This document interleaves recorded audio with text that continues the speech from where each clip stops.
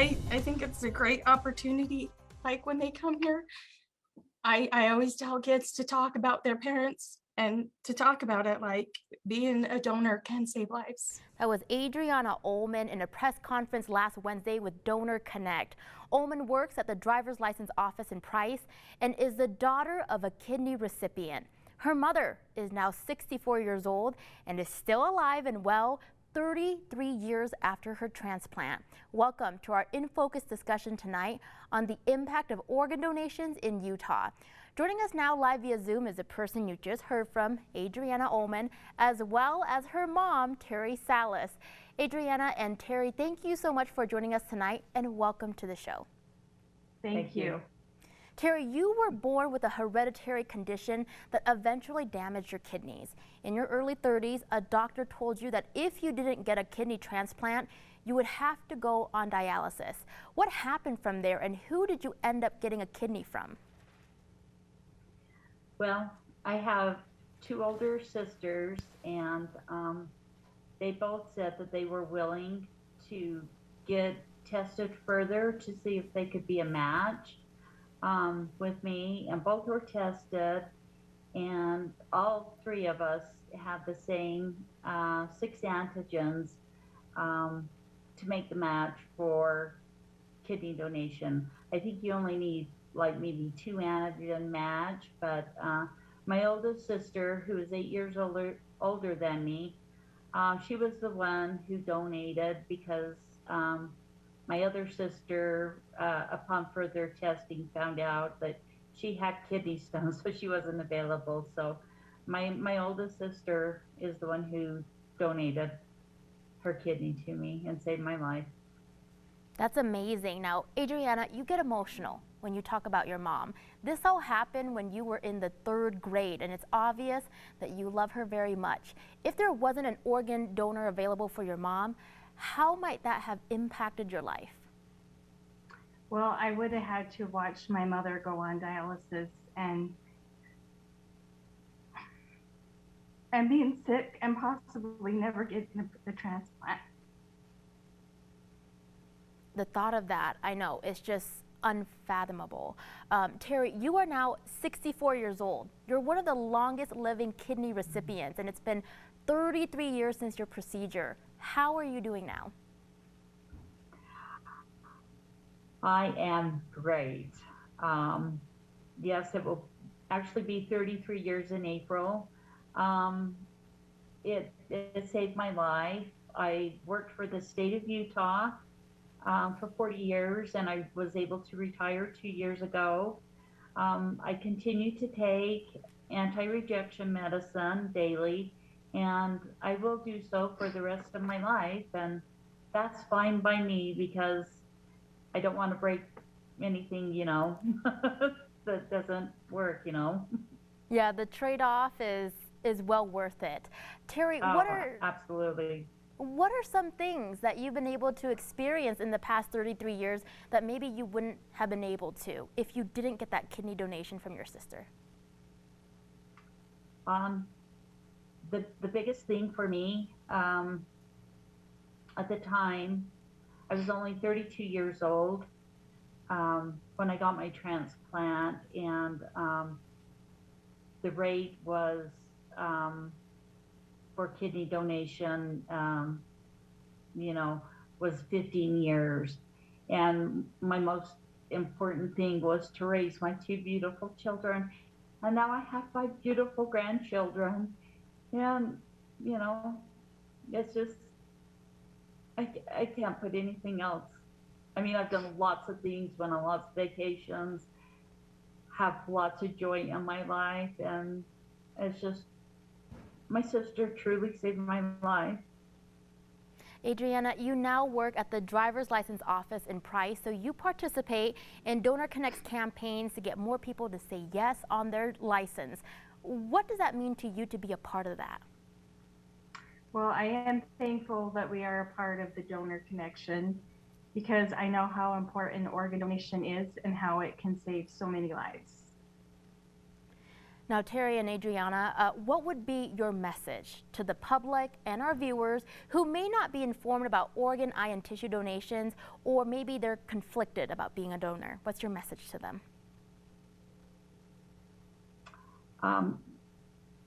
Get educated. People need to be educated about organ donation.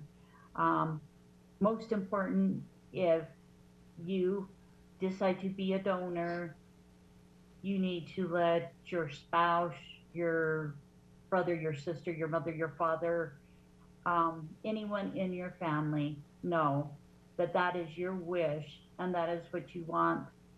That is your wish to have done, because it only takes one family member to stop that from happening, and it can save so many lives. Well said. You've been hearing from Terry Salas, a kidney transplant recipient, and her daughter, Adriana Ullman. Terry and Adriana, thank you both for joining us tonight to talk about your family's experience. It was great to have the both of you. Thank you. Thank you. He was a very special part of our family. And we know that the people who have received or have been fortunate enough to receive his donation have been blessed also. That was Tom and Donna Osler in a press conference through Donor Connect last Wednesday. They made the decision to donate their son's tissues after he passed away 14 years ago.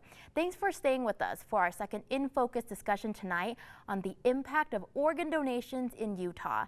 Joining us now live via Zoom is the couple you just heard from at the top of the show. Tom and Donna, it means a lot for both of you to be here. Thanks for joining us tonight to share your personal story. Hi, Rosie. We're happy to be here. Thanks for having us. Tom and Donna, it's been about 14 years since you lost your son Tyler in a forklift accident. He was only 16 years old. Could you tell us about the person he was and what some of your favorite memories of him were? He was very full of life and happy. Also very, very mischievous. He loved to tease and scare people.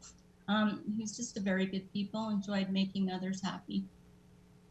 Yeah, he from the time that he was young, he was always wanted to be the center of attention. We had challenges with him when he was little. He had pretty bad asthma from the time he was about 18 months old, and so it was our goal to keep him alive for as long as we had him. And he was a very giving person. He would always invite some of his friends to our house when he was younger from school.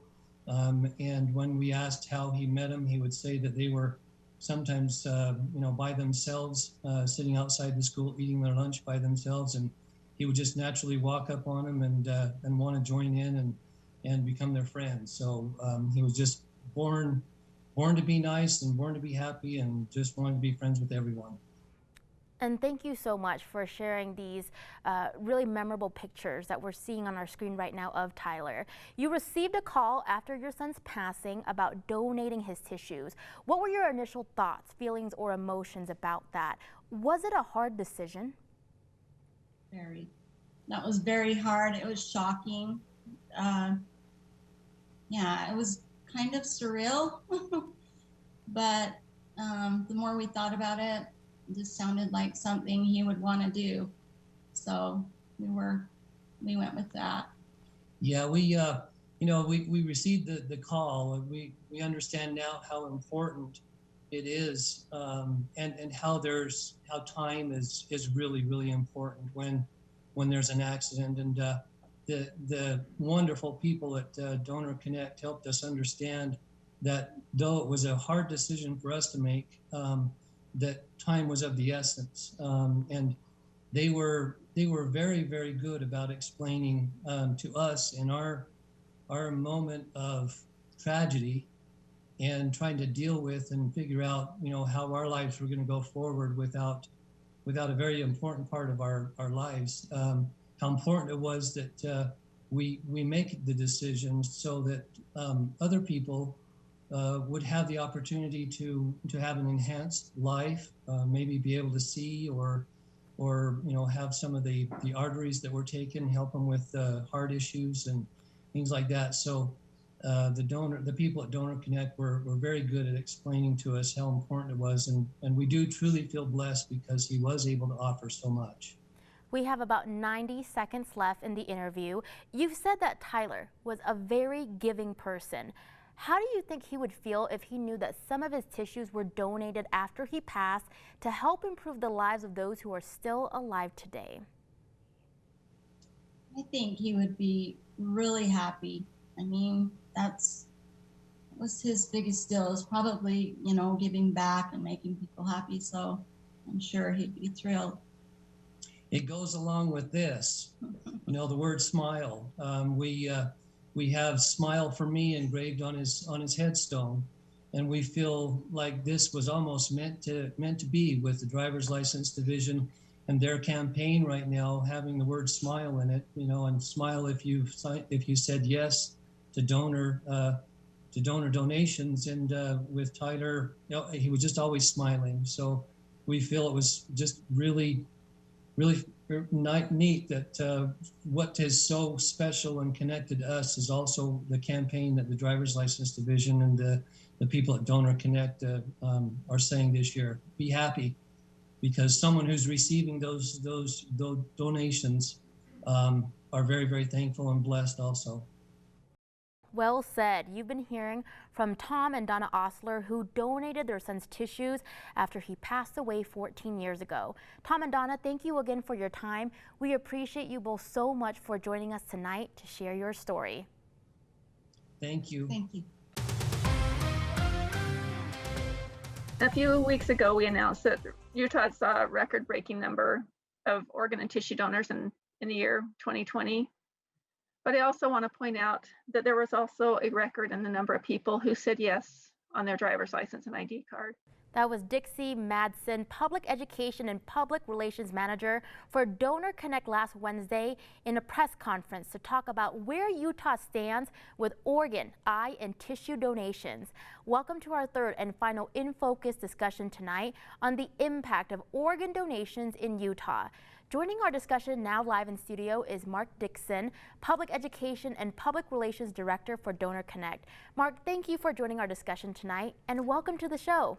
Thank you so very much. It's great to be with you, and I appreciate you taking on this very important subject, Rosie. Mark, let's talk about the different types of donations. Some may not know the differences. What does it mean when someone says yes on their driver's license? Does it mean that they could be called to donate when they're still alive? Well, first of all, when someone says yes on the driver's license, it means that that person is a very selfless individual with a giving heart. So it's somebody that we really appreciate very much. Now, it does not mean that they're going to get any kind of a phone call from anybody asking them to make a donation. Basically, when somebody says yes, it means that if the time comes that they would be eligible to be an organ donor, that they have already made those wishes known, and we know that they would be ready and willing to make that donation. I'd like to talk about the individuals who are still waiting on that transplant list. That's a group of people that we haven't addressed yet in our discussion tonight. What is that mental and emotional toll like for those individuals who are still waiting for an organ transplant and don't know when they'll finally get that phone call with the good news? Rosie, the very best way that I could describe that is it's really an emotional roller coaster for somebody to be in that situation. And there's a lot of criteria that needs to be met. For somebody to be on that organ donor list, they have to be sick enough to be able to be qualified to be on there. At the same time, they need to have enough health that they would be able to endure whatever kind of medical procedure a transplant would entail. And so it's very, very much an emotional roller coaster, trying to walk that same line, trying to be sensitive to your health concerns and just waiting for that phone call to come. What kind of difference do employees working at our state's driver's license divisions make when it comes to individuals on that transplant waiting list? Well, we have a wonderful partnership with the driver's license division in Utah. Chris Karras, who's the director of the driver's license division, and his staff are marvelous in the support that they give to Donor Connect and to the whole transplant community as a whole in driving people towards that decision of saying yes to being an organ donor. So it's wonderful. They make an incredibly huge difference. Let's talk about the impact of COVID-19. Last year, there were a number of driver's license offices that closed down throughout the country, but the ones in Utah, they remained open and they participated in Donor Connect's t-shirt campaign. What kind of impact did that have with keeping numbers up? I believe, from what I remember, 2020 was a record-breaking year. It was. Now, Rosie, you may be interested to know, as well as the viewers, that of everybody who is on the donor registry in Utah, there's about 1.9 million people that are on the donor registry, and the vast majority of those people, about 95%, reached that registry position by virtue of the driver's license division. And so when the driver's license division puts on these kinds of campaigns and encourages people to say yes, it makes an incredibly huge difference. And so I can't say enough about the importance and the impact that the driver's license folks who wear the Smile t-shirts, I've got one right here, you'll see them wearing these t-shirts, and they make an incredibly huge difference. There's something about seeing the word smile that makes you want to smile, right? And to see that on all the t-shirts, it just, I don't know, it lifts our spirits. Absolutely. We have about 60 seconds left. I really want to get to this question. Mark, how easy is it for someone to register as a donor, and how frequent is the renewal period? It's very, very easy, Rosie. And I'm glad you asked that question, because it gives me an opportunity to say that everybody should visit the yesutah.org website. There is, in big bold letters, a button that you can push that says, yes, register. And so all you have to do is push that button and you can register. Now, in terms of the driver's license division, I think the renewal right now is every 8 years on your driver's license. So you can do it through that, but don't wait. You don't need to wait until your driver's license is expiring. You can go to the Yes Utah registry, yesutah.org, and register right now.